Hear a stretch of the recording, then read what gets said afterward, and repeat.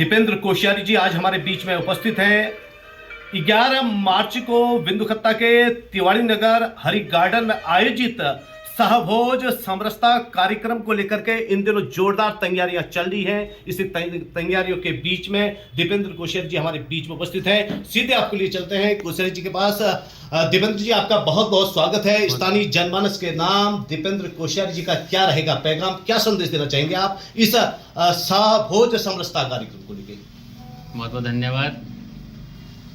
देखिए, बिंदुखत्ता में मैं पिछले 2 साल से घूम रहा हूँ और यहाँ के लोगों की एक इच्छा रहती है कि जो हमारे पूरा ही आपको पता है एक फॉरेस्ट एरिया है,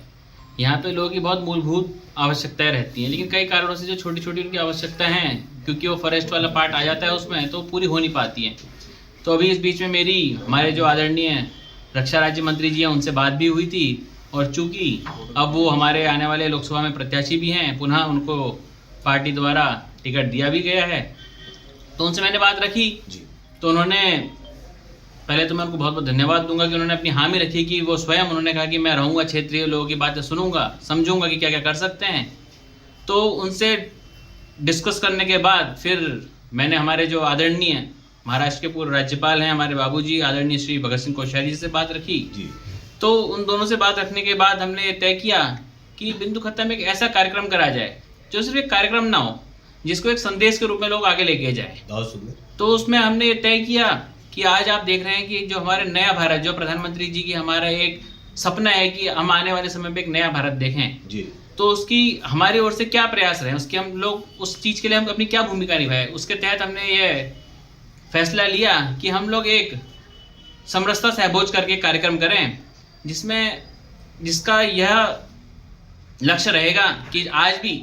वैसे तो जैसे जैसे देश आगे बढ़ रहा है वैसे वैसे जो हमारे पुराने समय पे जो कई चीज़ें रहती थी वो खत्म हो रही है, लेकिन आज भी कुछ वर्ग में ऐसा है कि अनुसूचित वर्ग को थोड़ा सा, कई जगह वैसे तो ये बहुत कम हो गया, लेकिन कुछ जगह अभी भी थोड़ा कुछ चीज़ें देखनी पड़ती हैं। तो हमारा यह उद्देश्य है कि कैसे हमारे भारत को मिलाकर सबको एक साथ चलकर आगे बढ़ाया जाए। इसके तहत हमने ये फैसला किया कि अनुसूचित वर्ग के साथ, सभी वर्गों के साथ हम एक बड़ा कार्यक्रम करें, और उस कार्यक्रम में जनहित की बातें होंगी, इस राष्ट्र को आगे कैसे बढ़ाएं उसकी बातें होंगी, लाल कुआं बिंदुखत्ता के लिए हम आगे क्या कर सकते हैं उसकी बातें होंगी, सांसद जी द्वारा और हमारे माननीय कोश्यारी जी द्वारा यहाँ के आगे आने वाले भविष्य के लिए हम क्या क्या कर सकते हैं, सरकार द्वारा क्या क्या चीज़ें होनी उसके ऊपर बातें होंगी, और सभी अंत में क्या कहते हैं, जब कार्यक्रम पूरा हो जाएगा तो बैठ के सभी लोगों के साथ सहभोज का कार्यक्रम रखा गया। अच्छा, ये बताइएगा कि सहभोज समरसता कार्यक्रम को लेकर के आप जनता में, जनमानस में किस प्रकार का उत्साह देख रहे हैं, क्या उत्साह है, क्या लगता है आपको? देखिए, इस कार्यक्रम को जब हमने सोचा था तो उसको अभी 1 हफ्ता भी नहीं हुआ है जी, लेकिन मुझे इस बात की इतनी खुशी है कि ये कार्यक्रम, आप अगर मैं एक तरीके से कहूँ तो इसको आप एक सिर्फ राजनीतिक कार्यक्रम नहीं कह सकते, क्योंकि इस कार्यक्रम में मेरे से राजनीतिक रूप से जो लोग जुड़े हैं वो तो जुड़े ही हैं, इसमें जो सामाजिक वर्ग का जो कार्य कर रहे हैं वो मुझसे बहुत ज़्यादा जुड़े हैं। मतलब ये कार्यक्रम ऐसा नहीं हो रहा कि सिर्फ पार्टी फोरम में कार्यक्रम हो रहा है, ये जो कार्यक्रम है इसमें समाज के जो अन्य वर्ग के लोग हैं, ये लोग मुझसे बातचीत भी कर रहे हैं, मुझे फ़ोन भी कर रहे हैं, और वो हर तरीके से हर वर्ग का इंसान इसमें जुड़ भी रहा है। और मुझे खुशी है कि आने वाले समय पे अगर वहाँ कार्यक्रम होगा, जब एक कार्यक्रम होता है, बड़े नेता आते हैं, तो देखो समस्या, अब देखो हर एक वर्ग का व्यक्ति है, आपको बिंदुखत्ता में अगर एक जगह कोई बैठा हुआ है, इंदिरा नगर में कोई बैठा है या कहीं कोई बैठा हुआ है, तो हर जगह कोई ऐसा तो है नहीं ना कि वो देहरादून उस नेता के पास पहुंच जाए। जरूरी नहीं कि अजय भट्टिया जो हमारे रक्षा राज्य मंत्री जी हैं, देखो वो सांसद तो है ही, लेकिन हमें समझना पड़ेगा कि वो देश के रक्षा राज्य मंत्री भी हैं, उन पर एक बड़ा पद है,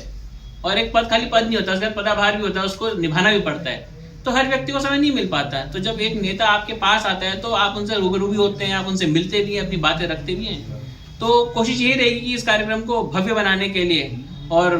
चूंकि रक्षा राज्य मंत्री जी हमारे पहली बार प्रत्याशी बनने के बाद आ रहे हैं, तो उनका भव्य स्वागत करा जाएगा। उसके लिए पूरी हमारी भारतीय जनता युवा मोर्चा भी लगी हुई है, मेन बॉडी भी लगी हुई है, और हमारी टीम जो भी है, हमारे सारे युवा साथी,